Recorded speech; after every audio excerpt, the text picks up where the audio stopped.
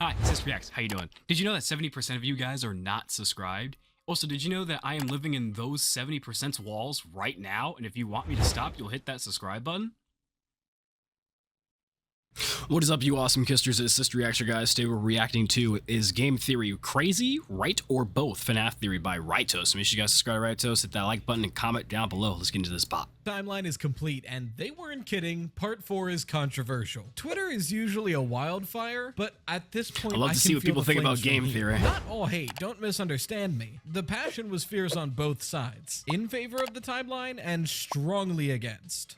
He's right, he's crazy. While I may hate this type of person in US politics, on the Game Theory timeline issue, I am a dirty, dirty centrist. So slices, put on your aprons, and let's make ourselves some theory critique. Probably for the last time for a while. Theory critique. As much fun and well received as Sounds these Game nice, Theory sounds reactions spicy. are, I gotta make some original content. I mean, I did in the meantime, but come on.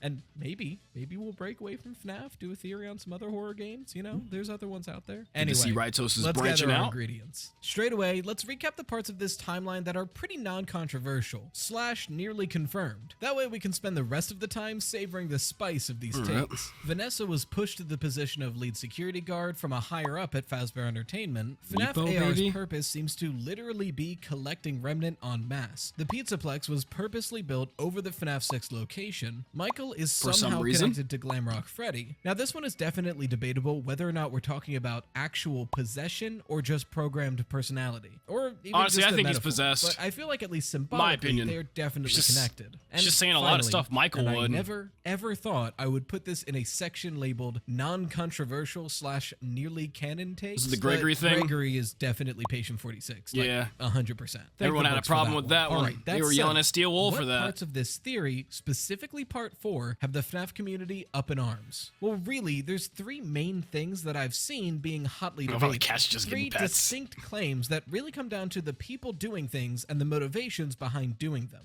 The claims are Charlotte Elizabeth is haunting the Pizzaplex itself, Gregory is a robot kid, and the biggest one of all, Mrs. Afton is the CEO of Fazbear Entertainment and responsible who I for heard the that one from. creation of Glitch Trap. Let's go over The these Afton one at one, a time, compare the for being evidence the for and CEO. against them, I and think I heard see that where from we FNAF. land.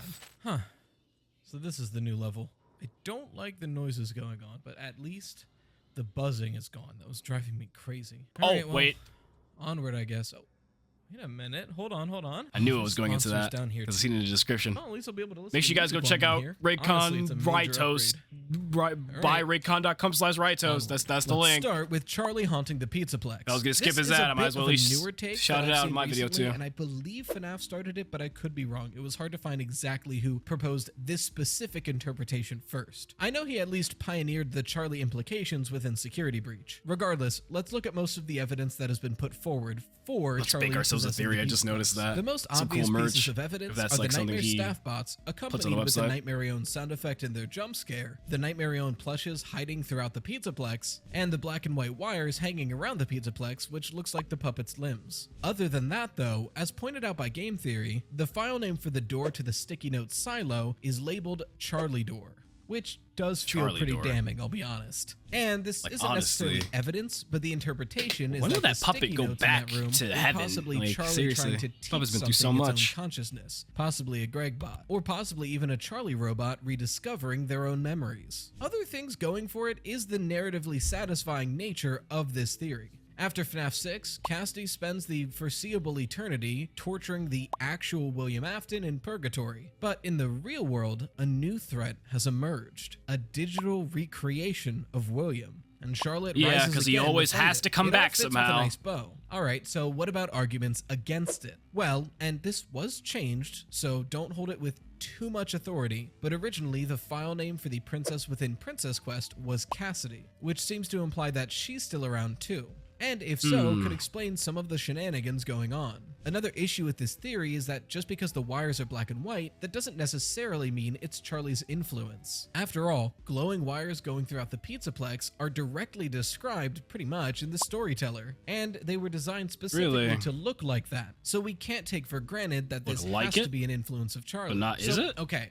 What do I think? That's why you're here, right? Well, it's hard to take a definitive stance on it. Out of the gate, I don't think Charlie is a robot, or at least not at this point in the timeline. especially not like we see in the Silver Eyes novels. Now, that is completely possible, don't get me wrong, but it just feels too narratively out of left field within the game timeline. Now, to be fair, a lot of the lore of Security Breach seems to only be understandable by using the books that are currently coming out. So book reliancy isn't a very strong indication either way of a theory's truth. Quite possibly, it's indicative of something being right with the theory. But CharlieBot specifically feels too far removed. I'm starting to hate that with games. You have to understand the books. It's like, why would I buy the game then? In current I just FNAF read the novels, books. not the very first trilogy of the books. All in all, No offense to CharlieBot Scott. seems like one step too far Just for the me, irritation which of is mine. why I'm a lot more open to the idea of Charlie haunting the entire Pizzaplex itself. And for me personally, the No offense to most Scott or damning Steel. evidence is Forgot the they're in Nightmare theirs too. Alone plushes all throughout the Pizzaplex. There's no other good explanation for those, besides Charlie's presence being here. After all, spirits possessing an actual location is a tale as old as time. I mean, the most common trope for ghosts is that they're wandering the place in which they died. It's at least way more common of a ghostly archetype than haunting Mr. E. Cheese himself. And narratively, it's really E-Cheese. satisfying. It mirrors Afton's first death. We'd essentially have a clash of control of the Pizzaplex. Afton attempting to use technology to take it over, the animatronics, the wiring, and hacking into it, whereas Charlotte is using her spirit to dominate. Just like how Afton tried to use the Spring Bonnie suit. Poor people that work there, they gotta deal with overcome the robots, supernatural, live spirits. robots, But the Nightmare Alone spirits. plushes and the Nightmare staff bots, they just make so much sense with this interpretation. Who the hell wants to deal It's with like this during the Charlie's night shift? presence is leaking from her resting place throughout the entire building that was built upon it. All right, on to claim 2, GregBot.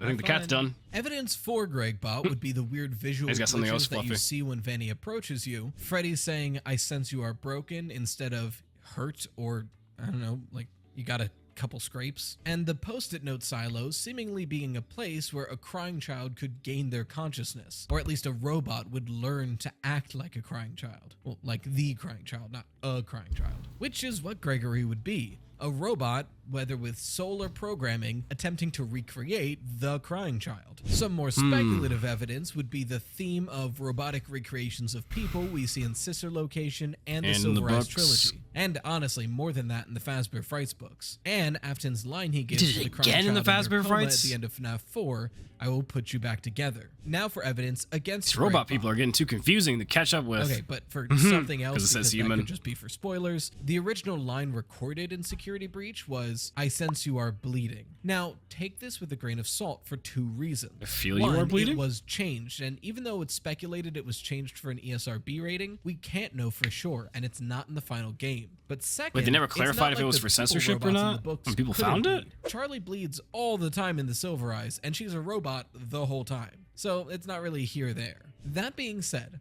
direct evidence proving that Gregory is human is admittedly light, but it's the normative position. The burden of proof isn't on Gregory being a human. If you are making a claim that a character isn't actually that character but something else entirely, it's not up to the ones who believe the character is what they say they are to prove it. It's up to the person making the accusation. They have to convincingly prove that the character in question is a faker. With that in mind, I frankly don't think we have enough evidence for Gregory to be a robot. The evidence is tenuous at best, and each one comes with a human explanation. And most importantly, everything we know about Gregory doesn't necessitate him being a robot. Everything we know about Gregory works if he's a human. His mind being taken over by Glitch Trap in one way, it happened to Vanessa. I remember when It can FNAF happen was to all about Gregory. ghosts. Him going to school and seeing therapists. This is Of course the he would. robots, He's a real the human, human child, stuff and is even if he's fully under the control killing of my Afton, brain. he needs to not raise suspicion. Now, the visual glitch we get from Vanny is a little bit trickier, admittedly, but there are a few explanations. First off, it could just be a visual representation of a migraine,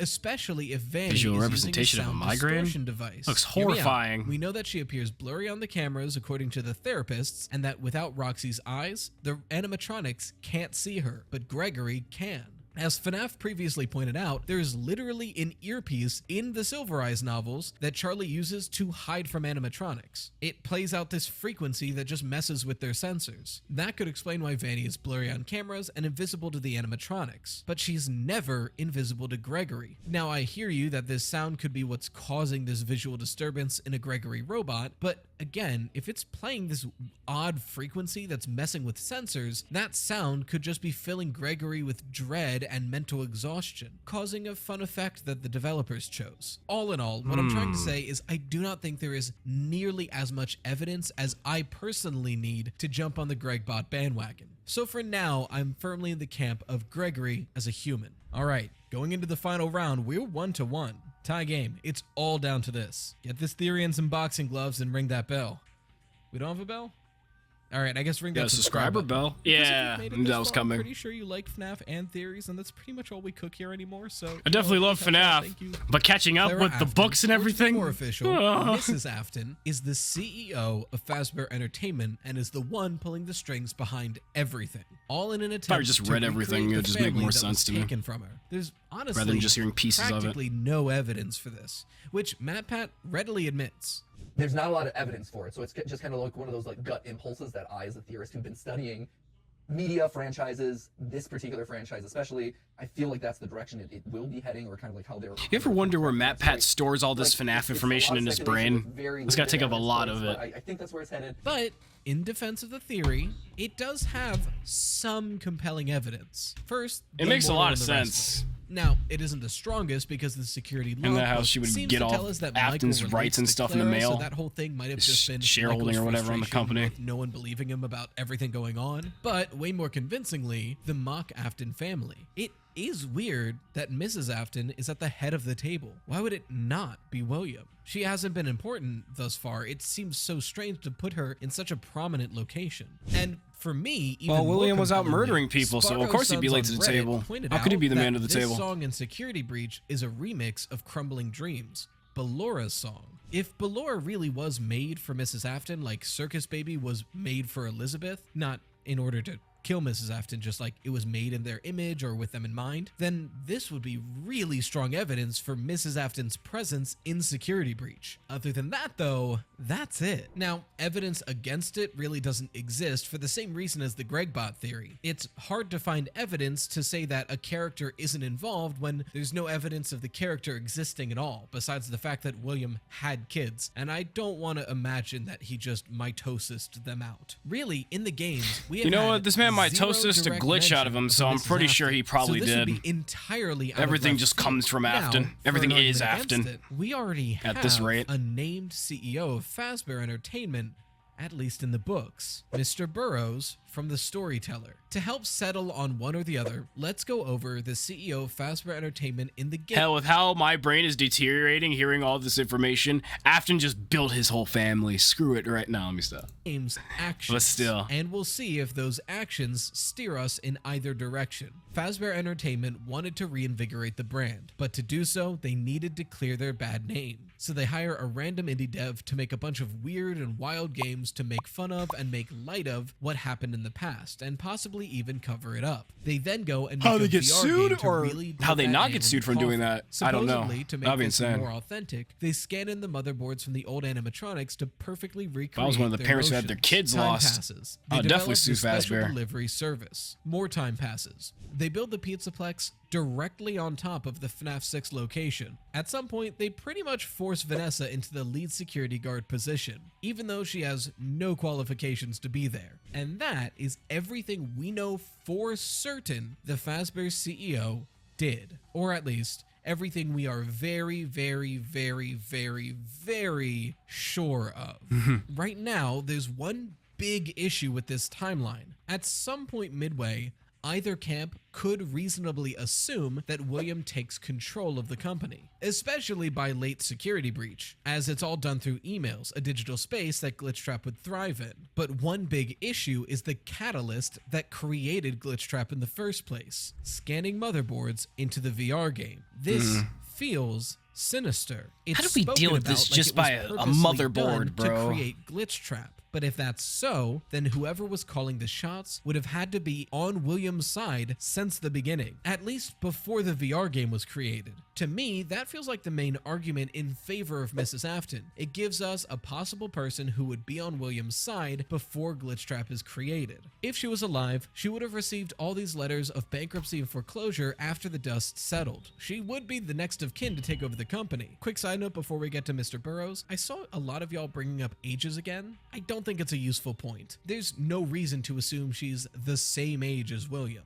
All we know is that she had a kid who's old enough to be head and shoulders taller than his younger brother, but young and dumb enough to think that this prank was a good idea. So like 13 to 16. It's just a prank, if she had bro. a 13 to 16-year-old in the year 1983, then she would have had him Who'd sometime ever in thought stuffing their 1970 brother's to head in a robot is a 1970. prank? According to the CDC, the average age for first-time parents was around 21.4 at the time. I know that sounds young, but keep in Dang. mind, in the 70s, homes were like $13 and your union factory job got you 6 figures. Unlike today's economy. Thanks, Reagan. Anyway, if we assume that Mrs. Afton was around 20 in 1970, then by Security Breach, a game that takes place in the mid-2030s, she'd be approaching or in her 80s. And like, sure, yeah, that's old, but that's not too old to be doing anything that we see in Security Breach, especially as a CEO. That's just the shot caller. 80 years She's old, not really getting her like, hands dirty would herself be at all. insane. All this is to say, age-wise, Mrs. Afton could be the CEO, if she's still alive. But I think that's just a convenient answer, because we're taking a question, the CEO of Fazbear, which we know nothing about, and giving it an answer, Mrs. Afton, which we know nothing about. So like, sure, I guess they fit together. Let's instead look at someone we do know about, Mr. Burrows. Right away, he feels like a William parallel. He wears purple. His name is literally the thing rabbits live inside of. It makes too much sense for him to not be William, or at least a William slave like Vanny and Gregory. But here's the thing. I don't think he is a slave to William. Rather, I think that's the red herring. Hear me out. Mr. Burrows is cold, calculating, and cynical, just like William, sure. But he's always only described as being greedy or money hungry, wanting to be rich by any means necessary. He's never actually described as So he's on his evil grind? or sinister, and he's never once shown to be doing something by the order of Afton.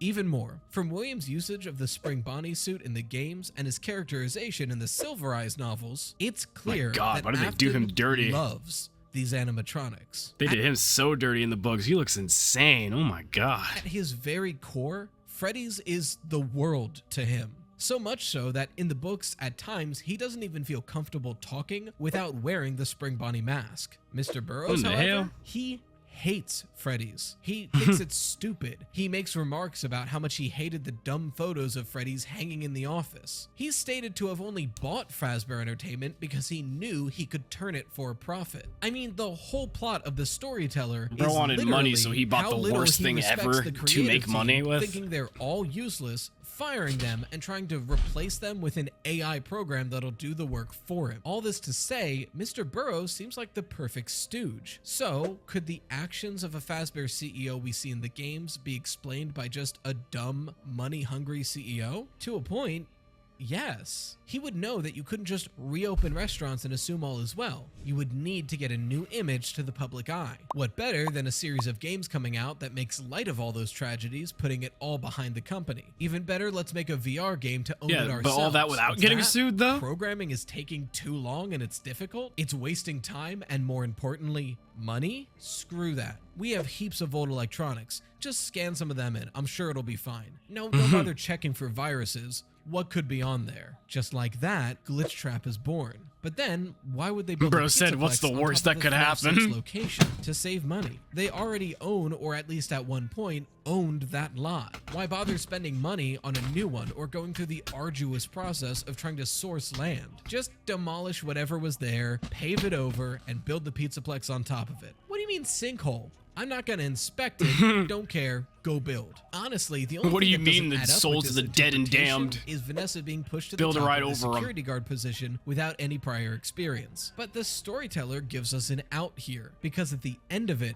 Mr. Burrows dies. Specifically, he's trapped inside the storyteller Shocker. by the glitch trap virus and is left to suffocate. Once the Pizzaplex is finally finished being built, all William would have to do is get rid of Mr. Burrows. Not publicly, make sure the company still thinks he's alive, but then command all of his communications electronically through glitch trap. That's how we get a Pizzaplex with William A. Ifton as the CEO. He isn't really the face of the company, but he is the one in control. He just found a person to take that place and made a home inside of him. Or in other words, a burrow. All this is to say that I think agreeing smart CEO, wordplay. or possibly literally Mr. Burrows, makes way more sense to explain Fazbear Entertainment's actions after FNAF 6 than Clara Afton does. Because like I've been saying for more than a year now, the ultimate villain throughout the entirety of the Freddy's franchise is capitalism. Now, if you're confused on how the books help us interpret these games, Just like go ahead and click capitalism that in red video words. right there where I go into GGY and what it tells us about Gregory and his motivations. Again though, whether or not I agree or disagree with this entire timeline, and to be fair, I think I agree with more of it than I disagree. What Matpat and the whole Game Theory team has done here is truly commendable. So much Almost so skipped that over his I answer. think it's worth a reward. Matthew Pathu, to make up for somebody who's Pathu. belittled your work in the past, I'll give you 2 claps. Same. In the meantime, a huge thank you to the best patrons, the Toasted Slices, Emberisk, So yeah, it's very interesting to see what somebody would think about Matpat's timeline by breaking it down, and in the end, I guess he agrees with more of it than he disagrees. My take on it, after I watched them, like, yeah, it sounded interesting, and there's a lot of things that would fit, but actually, yeah. Now that I think about my answer, yeah, there is a lot that I agree and think that looks interesting than I disagree. But I'm also on the side of I'm just gonna wait for Scott and Steel Wool to finish all the games so we can see what all the lore is and what these guys on these videos will do with these pieces and how they will put them together. So I'm just waiting for everything to drop and for someone to tell it to me, honestly, after we're all done playing them. If you guys want to see more FNAF and FNAF lore on the content, make sure you guys FNAF lore on the content? FNAF lore on the channel. Make sure you guys hit that like button, comment down below, subscribe for more to become a Kister today, and I'll see y'all later. Peace out.